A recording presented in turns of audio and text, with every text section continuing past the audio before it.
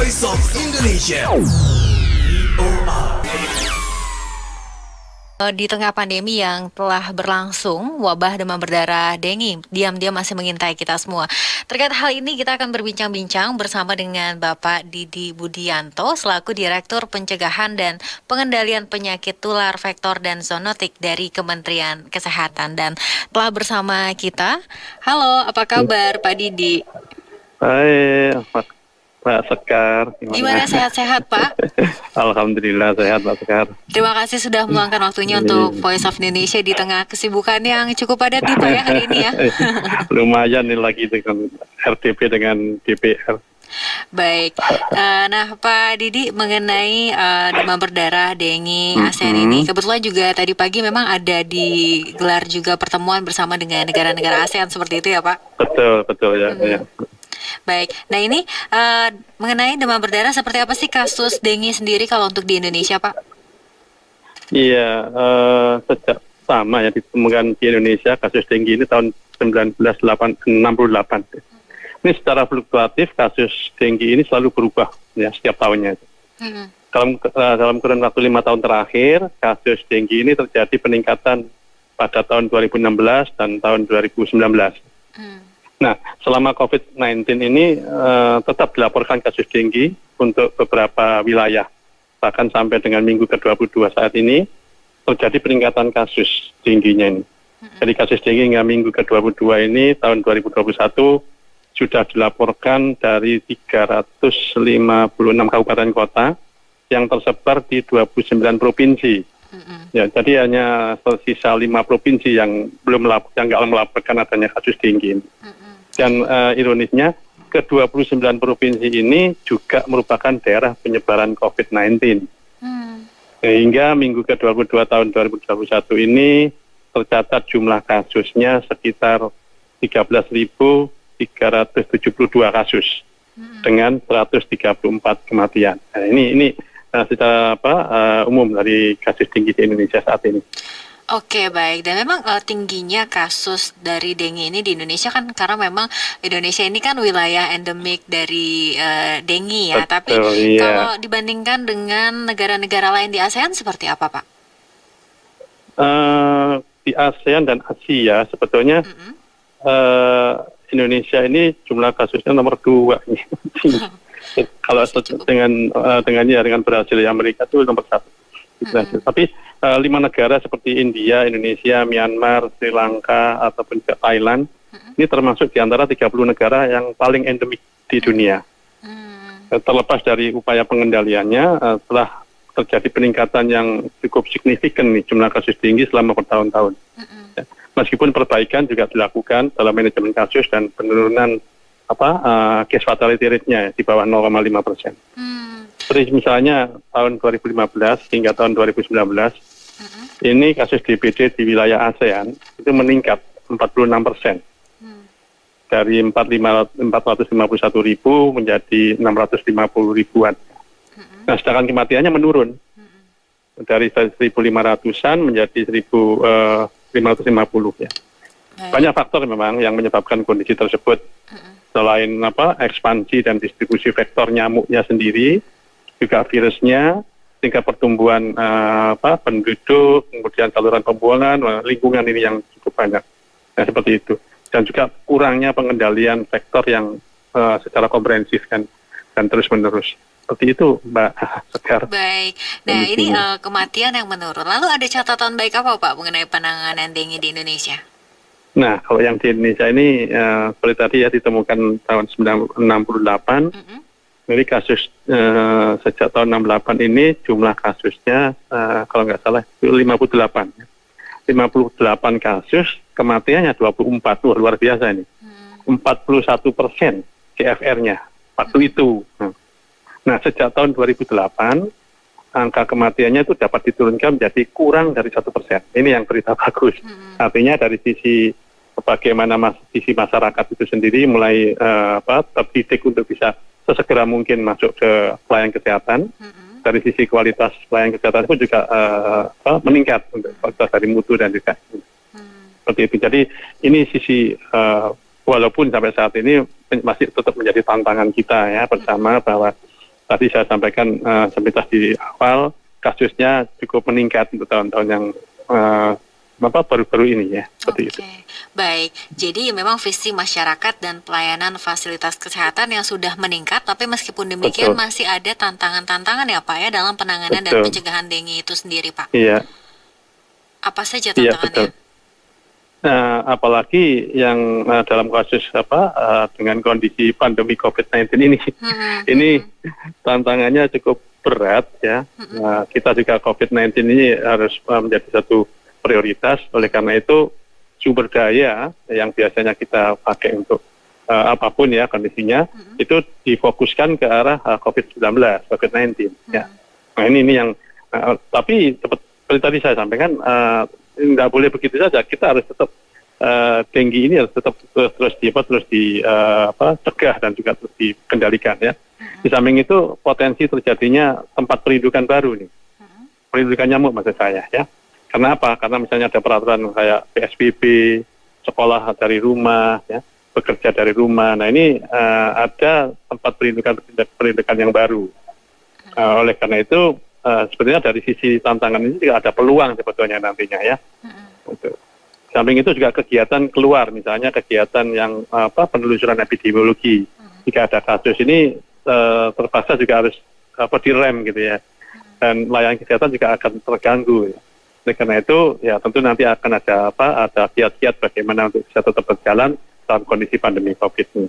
Potensi koinfeksinya, nah ini yang tantangan juga nih. Koinfeksi antara COVID dengan dengue ini, ya itu yang perlu dicermati juga tantangannya. Ya. Nah ini mungkin apakah memang karena satu kebetulan bahwa memang angka-angka dengue yang tinggi ini di mana tempat-tempat juga banyak masyarakat yang terinfeksi COVID-19. Nah ini pastinya juga dibutuhkan tadi ya ada strategi-strategi tertentu begitu ya Pak ya? Iya benar-benar ya. Seperti apa, jadi, Pak? Iya, dari saat ini ada dua dokumen penting yang sedang kita terus siapkan. Yang pertama adalah rancangan peraturan Menteri Kesehatan dan juga bagaimana strategi nasional penanggulangan dengue. Nah, ada 6 strategi di dalam rancangan peraturan Menteri dan juga Selatnas ini. Yang pertama adalah 3 yang pertama ini yang utama dan 3 yang berikutnya adalah yang justru sangat mendukung. Ketika itu nggak ada, maka yang 3 yang di atas tadi yang nggak bisa jalan. Yang pertama adalah penguatan pengendalian vektor yang efektif, aman dan berkesinambungan. Jadi vektor ini yang harus kita kendalikan. Ya. Nah, kemudian yang kedua untuk mengendalikan vektor tentu saja harus punya data-data surveillance yang bagus, yang real time. Nah ini penguatan sistem surveillance dan juga manajemen kejadian luar biasa. Ini strategi yang kedua. Di samping itu juga ada tata laksana tinggi yang komprehensif, mulai dari bagaimana mendeteksi dini kasus tinggi ini sampai dengan tata laksana kasusnya. Ya. Yang keempat adalah peningkatan partisipasi dan kemandirian masyarakat. Nah, bagaimana menjadikan sense of belonging masyarakat itu menjadi lebih tinggi terhadap masalah kesehatannya. Nah, disinilah yang nantinya justru masyarakat akan bisa menyelesaikan, ya, mendapatkan solusi sendiri. Kalau sense of belonging dari masyarakat itu menjadi meningkat. Yang kelima adalah penguatan komitmen pemerintah daerah, pemerintah pusat, dan juga partisipasi mitra dan juga multi sektor. Nah, komitmen ini penting dibangun karena mau tidak mau ini kan hampir di semua provinsi ada, ya. Karena itu bagaimana SDM-nya, bagaimana anggarannya terutama, ya. Dan yang keenam yang tidak kalah pentingnya adalah strategi untuk pengembangan kajian, penelitian dan inovasi sebagai dasar untuk menetapkan kebijakan yang evidence based. Ini sangat penting untuk itu. Nah, 6 strategi inilah yang terus-menerus nanti akan kita boomingkan sampai kepada level masyarakat dengan berbagai macam aktivitasnya. Demikian Mbak Sakar.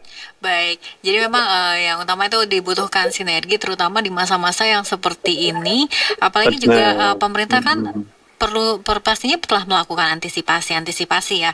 Bila dengue ini mewabah di tengah pandemi, mungkin dari ketersediaan ruangannya atau juga fasilitas kesehatan dan lain-lainnya ini seperti apa Pak? Apakah memang sudah membayangkan hal tersebut juga? Iya, benar sekali. Jadi dengan adanya pandemi ini semua sektor itu kan terganggu ya artinya. Tetapi tetap harus kita antisipasi kejadian-kejadian seperti tinggi ini. Yang pertama adalah mengantisipasi kita sudah punya satu pengendalian sektor tadi yang secara masif. Ya, dengan melibatkan tentu saja masyarakat secara betul-betul secara real. Yaitu apa kegiatannya? Kegiatannya adalah kita sudah ada ini sejak lama gerakan satu rumah satu jumantik. Jadi juru pemantau jentik ya dengan menggunakan PSN pemberantasan sarang nyamuk dengan 3M plus ya. Menguras dan menutup dan merecycling kembali barang-barang yang nggak berguna. Plusnya apa? Plusnya adalah menanam tanaman misalnya yang bisa mengusir nyamuk, sirih, lavender gitu ya, dengan ikan-ikan gitu ya, ikan-ikan yang bisa memakan jentik, seperti itu. Kemudian pemerintah daerah juga harus siap untuk dukungan logistik yang dibutuhkan selain kesiapan SDM-nya. Dan di samping itu juga antisipasi mengerahkan kekuatan media cetak seperti saja, termasuk RRI ini ya, kami minta bantuan nih untuk elektronik, medsos untuk dapat membantu menyebarluaskan tentang bagaimana pengendalian dan pencegahan denggi saat ini. Nah, 3 hal utama inilah yang nanti akan kita betul-betul antisipasi untuk kesiapan bagaimana nanti terjadi mewabah. Demikian Mbak Sekar. Baik, nah ini tadi sudah disampaikan ya bahwa ternyata kita semua masyarakat itu bisa memiliki peran yang sangat besar melalui satu rumah satu jumantik itu ya, Pak ya. Yang mana ini memang perlu digalakan karena selama ini juga lebih sering itu dilakukan penyemprotan secara mandiri. Tapi sebetulnya yang lebih efektif itu justru yang satu rumah satu jumantik ini ya Pak? Betul, ya itu ujung tombalnya justru mestinya gitu ya. Baik, nah ini dalam peringatan demam berdarah dengue ASEAN ini mungkin ada pesan-pesan Pak yang ingin disampaikan kepada masyarakat, terutama juga pendengar-pendengar kami yang ada di perbatasan Pak. Iya, oke, terima kasih. Jadi seperti apa yang di arahan dari Pak Presiden bahwa di awal adaptasi kebiasaan baru saat ini sebagai negara yang dengan beban tinggi yang tinggi tadi ya nomor 2 setelah berhasil, ini kegiatan pencegahan dan pengendalian tinggi ini harus tetap berjalan meskipun di masa pandemi ini, tapi dengan tentu saja dengan mematuhi protokol kesehatan. Ya. Nah, pencegahan dan pengendalian infeksi tinggi tetap harus dilaksanakan ini dengan langkah yang ya inovatif, kreatif gitu ya, memanfaatkan teknologi, metode-metode yang virtual ya, semua kegiatan pencegahan ini harus memperhatikan prinsip pencegahan yang penularan COVID-19 dengan 5M tadi ya. Nah, masyarakat tetap harus terlibat dalam pencegahan ini. Mestinya ya di rumah, di lingkungannya masing-masing ini untuk melaksanakan PSN. Ini yang penting, menggelakkan PSN 3M plus ya. PSN dengan 3M plus yaitu menguras, menutup bak penampungan air, serta menyingkirkan atau mendaur ulang barang-barang yang bekas ya, yang tidak menjadi sarang nyamuk. Nah, kegiatan PSN 3M plus ini dilaksanakan oleh masyarakat melalui yaitu gerakan satu rumah satu jumantik. Potensinya sudah cukup besar. Misalnya sekolah di rumah, artinya kan ada banyak orang yang ada di rumah. Nah, di sini bisa diatur anggota keluarga giliran untuk jadi juru pemantau jentik di kamar mandi, di tempat dispenser ya, kan ada penampungan air-air itu. Nah, ini dikuras setiap minggu dilakukan bergiliran anggota keluarga. Nah, ini menjadi satu bentuk selain tantangan juga menjadi satu potensi peluang untuk bisa mengendalikan penyebaran demam berdarah seperti itu. Nah, ini yang upaya yang kami lakukan. Baik, masyarakat bisa lakukan. Demikian. Baik, jadi nih pendengar nih harus diperhatikan nih. Jadi di rumah sudah ada belum nih jumantiknya gitu ya, pemantau jentiknya ya. Nah, itu betul. Kalau belum mungkin bisa ditunjuk atau tadi seperti kata Pak Didi ya, bisa bergiliran gitu biar lebih adil. Betul. Seperti itu ya. Baik, jadi jangan lupa untuk menguras, menutup, mengubur. Tadi satunya lagi plusnya Pak. Merecycling ya. Dan merecycling. Bekas, iya, direcycling kembali. Baik, jadi ada nilai tambahnya seperti itu.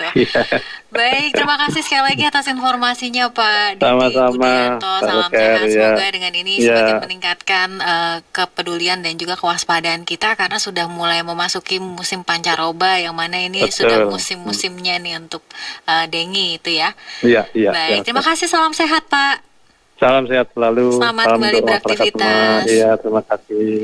Ya, pendengar Voice of Indonesia, itu tadi bincang-bincang saya bersama dengan Bapak Didi Budianto. Semoga bisa memberikan manfaat kepada kita semua. Tetap bersama kami di Voice of Indonesia, dari Indonesia untuk dunia.